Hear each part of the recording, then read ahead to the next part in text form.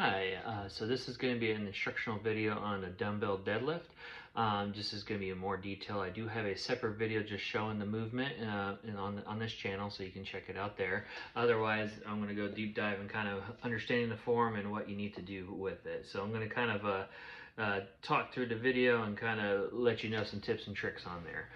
This is a hip hinge exercises, so it is different between a squat and a deadlift. There's a lot of similar muscle groups, but the goal for this is that hinge where you're working on the back of your leg more than your quads.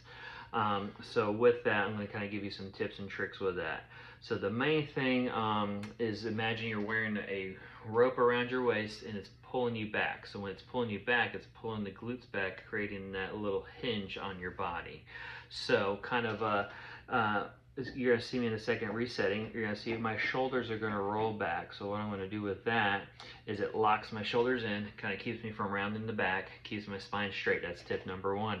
Tip number two is engage the core. Another thing is to keep your feet planted on the ground.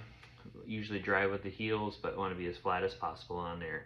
Another thing you want to notice too is the knees are bending, but they do not move. They stay still. That's kind of the key to tell the difference between a deadlift and a squat. The squat, your knees go forward, not going past your toes. This one, they stay stationary. Another variation of it, you can take two dumbbells and put inside the side. Another tip too with these weights is you want to keep them as close to your body as possible. So further out, physics takes over and messes up your lower back, more prone to injury. Another tip as well, kind of imagining stick your glutes out. Don't be afraid to stick them out and show the world. It's imagine you're hovering over a gas station toilet. You want to keep it over and stick the glutes out as much as possible. For the ladies out there, you know the bend and snap. That's kind of a similar form as well. Kind of the motion and everything. You're bending over and then you snapping up, straightening up the hips and everything. A couple of tips on myself, kind of critiquing a little bit. So I'm gonna kind of play back this a little bit more. I am, notice my spine, I try to keep it as straight as possible. You see a little rounded on my lower back. I have had injuries and it's caused tightness in the hamstrings and the muscles around it. So I usually need to take a little bit more time to warm up and stretch.